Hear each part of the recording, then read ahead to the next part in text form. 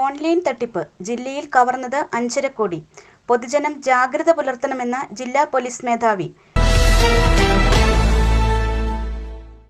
ഈ വർഷം ജൂലൈ 9 വരെ രജിസ്റ്റർ ചെയ്യപ്പെട്ട കേസുകൾ പ്രകാരം 5,54,64,779 രൂപയുടെ ഓൺലൈൻ തട്ടിപ്പാണ് ഇടുക്കി ജില്ലയിൽ മാത്രം നടന്നിട്ടുള്ളതെന്ന് ജില്ലാ പോലീസ് മേധാവി ടി.കെ. വിഷ്ണുപ്രസാദ് അറിയിച്ചു.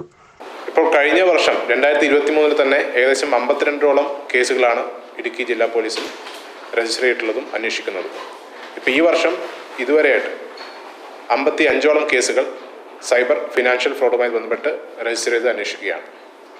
പല രീതിയിലുള്ള ഫിനാൻഷ്യൽ ഫ്രോഡുകളാണ് ഇവിടെ നടന്നു വരുന്നത്. ഇതിനുള്ള വിക്ടിംസ് ഒരുപാട് കൂടി വരുന്നൊരു സാഹചര്യം കൂടിയുണ്ട്. ഉദാഹരണമായിട്ട് പറയുകയാണെങ്കിൽ കഴിഞ്ഞ ദിവസം തൊടുപുഴയിൽ ഒരു ഫിനാൻഷ്യൽ ഫ്രോഡ് കേസ് രജിസ്റ്റർ ചെയ്യപ്പെട്ടു. ഒരു എൻഫോഴ്സ്മെൻറ്റ് ഓഫീസറാണ്, ഒരു CBI ഓഫീസറാണെന്ന് പറഞ്ഞിട്ടാണ് ഒരു കോൾ വരിക. ഈ കോളിൽ പറയുന്നത് നിങ്ങളുടെ പേരിൽ ഒരു കൊറിയർ വന്നിട്ടുണ്ടെന്നും അതിൽ നിന്ന് MDMA കണ്ടെടുത്തു എന്നുള്ളതാണ്. ഇതുവഴി ഈ നിയമ കുരുക്കുകളിൽ ചെന്ന് പെടാതിരിക്കാൻ നിശ്ചിത തുക തന്നാൽ മാത്രമേ ഇത് ഒഴിവാക്കാൻ പറ്റൂ എന്നുള്ള രീതിയിലുള്ള ഭീഷണിയാണ് പിന്നീട് ഈ വിക്ടിംസിന് കിട്ടുക. ഇതിൽ ഭയം മൂലം അവർ ആവശ്യപ്പെടുന്ന തുക കൊടുക്കാൻ തയ്യാറാവുകയാണ്. ഇത്തരത്തിൽ കബളിക്കപ്പെടുന്ന ഒരു സിറ്റുവേഷൻ കൂടി റീസെൻ്റായിട്ട് നമ്മൾ നോട്ട് ചെയ്ത് വരുന്നുണ്ട്. ഇതുപോലെ പല രീതിയിലുള്ള തട്ടിപ്പുകൾ നടന്നു വരുന്നുണ്ട്. ലോട്ടറി വ്യാജ സമ്മാന തട്ടിപ്പാണ് ഒരു കേസ്. നിങ്ങൾക്ക് വലിയൊരു തുക പുറത്ത് ലോട്ടറി അടിച്ചുവെന്നും അതിന് ഇത്ര ശതമാനം രജിസ്ട്രേഷൻ ഫീസ് നൽകണമെന്നുള്ള രീതിയിലുള്ള തട്ടിപ്പുകൾ. ഇൻവെസ്റ്റ്മെൻറ്റ് ആൻഡ് ട്രേഡിംഗ് തട്ടിപ്പ്, അതായത് നിങ്ങൾക്ക് ക്രിപ്റ്റോ കറൻസിയിലും അതുപോലെ സ്റ്റോക്ക് മാർക്കറ്റിലുമൊക്കെ ഇൻവെസ്റ്റ് ചെയ്യാമെന്ന് പ്രലോഭിപ്പിച്ചുകൊണ്ട് വലിയ ലാഭം നൽകുമെന്നുള്ള വാഗ്ദാനം നൽകിക്കൊണ്ട് പൈസ ഡെപ്പോസിറ്റ് ചെയ്യിപ്പിക്കുകയാണ്. പക്ഷെ പലപ്പോഴും ഒടുവിൽ അതിൽ ചതി മനസ്സിലാക്കി വരുമ്പോഴത്തേക്കും ഈ പൈസ ഒരുപാട് നഷ്ടപ്പെട്ട് കാണും. ഇതുപോലെ പല രീതിയിലുള്ള തട്ടിപ്പുകളുണ്ട്. ഈ ലോൺ ആപ്പുകൾ, പ്രത്യേകിച്ച് കുറഞ്ഞ വരുമാനമുള്ള വ്യക്തികളെ ചൂഷണം ചെയ്യാനായിട്ടാണ് ലോൺ ആപ്പുകൾ പോലെ ചെറിയ ലോണുകൾ 1 ലക്ഷം 2 ലക്ഷം രൂപയുള്ള ലോണുകൾ വാഗ്ദാനം ചെയ്തുകൊണ്ടുള്ള ലോൺ ആപ്പുകൾ. അതുവഴി ലോൺ ആപ്പ് ഇൻസ്റ്റാൾ ചെയ്യുകയും നിങ്ങളുടെ വ്യക്തിഗത വിവരങ്ങൾ, ഫോണിലെ മറ്റ് കോൾ ഡീറ്റെയിൽസും മറ്റ് SMS ഡീറ്റെയിൽസും ഒക്കെ ആക്സസ് ചെയ്യാൻ പറ്റുന്ന രീതിയിലുള്ള ആപ്പുകൾ കൊണ്ടുവന്നിട്ട് അതിനുശേഷം ലോൺ നൽകിയതിന് ശേഷം പല രീതിയിലുള്ള ചൂഷണങ്ങളും നടന്നു വരുന്നതായിട്ടുള്ള ഫ്രോഡ് കേസുകൾ. ഈ ക്രെഡിറ്റ് കാർഡ്, ഡെബിറ്റ് കാർഡ്, അതുപോലെ KYC കാലഹരണപ്പെട്ടു, അത് പുതുക്കണമെന്നുള്ള ആവശ്യവുമായിട്ട് ബന്ധപ്പെടുന്ന ബാങ്കിൻ്റെ ഉദ്യോഗസ്ഥരാണെന്ന് സ്വയം പരിചയപ്പെടുത്തിക്കൊണ്ട് വിളിക്കുന്ന തരത്തിലുള്ള തട്ടിപ്പ് കേസുകളും ജില്ലയിൽ റിപ്പോർട്ട് ചെയ്തിട്ടുണ്ട്. സമീപകാലത്ത് റിപ്പോർട്ട് ചെയ്തൊരു കേസിൽ ഒരു ബാങ്ക് ഉദ്യോഗസ്ഥൻ തന്നെ ഇതിന് വിക്ടിമായുള്ളൊരു കേസ് കൂടെ ഉണ്ടായിട്ടുണ്ട്. അതായത് സ്വന്തം ബാങ്കിൻ്റെ KYC അപ്ഡേറ്റ് ചെയ്യണമെന്നും അതുമായിട്ട് ബന്ധപ്പെട്ട ബാങ്ക് ഓഫീഷ്യലാണ് വിളിക്കുന്നതെന്ന് പറഞ്ഞിട്ട് ഒരു ആപ്പ് ഇൻസ്റ്റാൾ ചെയ്യിപ്പിക്കുകയും അതുവഴി അദ്ദേഹത്തിൻ്റെ വ്യക്തിഗത വിവരങ്ങൾ നഷ്ടപ്പെടുകയും അതിൻ്റെ രജിസ്ട്രേഷൻ ഫീസും മറ്റുമൊക്കെ ആയിട്ട് ഒരുപാട് പൈസ നഷ്ടപ്പെടുക എന്നൊരു സംഭവം ഉണ്ടായിട്ടുണ്ട്. അപ്പോൾ ഇത്തരത്തിൽ ഒട്ടനവധി സൈബർ ഫിനാൻഷ്യൽ ഫ്രോഡ് കേസുകളാണ് വർദ്ധിച്ചു വരികയാണ് ചെയ്യുന്നത്. അപ്പോൾ ഇതുമായിട്ട് ബന്ധപ്പെട്ട് എന്താ ചെയ്യണമെന്ന് വെച്ചാൽ ആദ്യം ഇതിനെപ്പറ്റി ഒരു അവയർനെസ് നമ്മൾ ക്രിയേറ്റ് ചെയ്യാൻ ഉദ്ദേശിച്ചുകൊണ്ട് എല്ലാ ബാങ്കുകളുമായിട്ട് ഇടുക്കി ജില്ലയിലുള്ള മേജർ ബാങ്ക്സിന് എല്ലാവരും വിളിച്ചുകൊണ്ടൊരു മീറ്റിംഗ് നടത്താൻ പ്ലാൻ ചെയ്തിട്ടുണ്ട്. അതുവഴി അവയർനെസ് കസ്റ്റമേഴ്സിലോട് കൂടി അവയർനെസ് എത്തിക്കാനുള്ളൊരു ശ്രമം നമ്മൾ ഇനിഷ്യേറ്റ് ചെയ്തിട്ടുണ്ട്.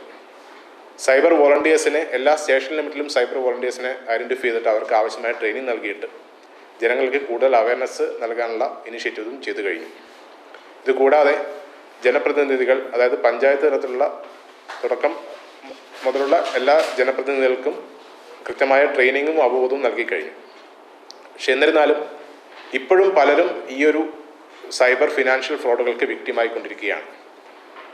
അപ്പോൾ ഇതുപോലൊരു സംഭവം ഉണ്ടായാൽ ഉടനെ തന്നെ ചെയ്യേണ്ടത് 1930 എന്ന നാഷണൽ സൈബർ ക്രൈം റിപ്പോർട്ടിംഗ് പോർട്ടലിൻ്റെ നമ്പറിൽ വിളിക്കുകയോ അല്ലെങ്കിൽ cybercrime.government.in എന്ന പോർട്ടലിൽ ഈ പരാതി രജിസ്റ്റർ ചെയ്യുകയോ ചെയ്യണം.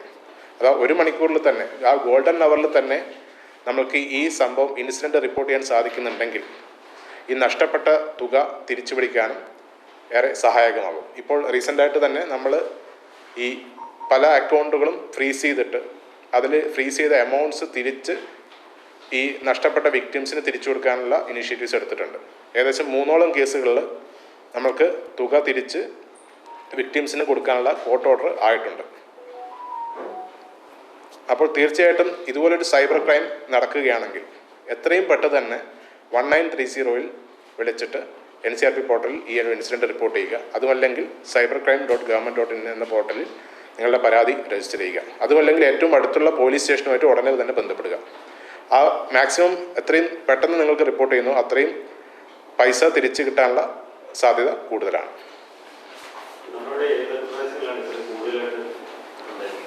ഇടുക്കി ജില്ലയിൽ എല്ലായിടത്തും ഉണ്ട്. പ്രത്യേകിച്ച് തൊടുപുഴയുണ്ട്, കട്ടപ്പന, ആ ഭാഗങ്ങളിലാണ് കൂടുതലായിട്ട് വരുന്നത്.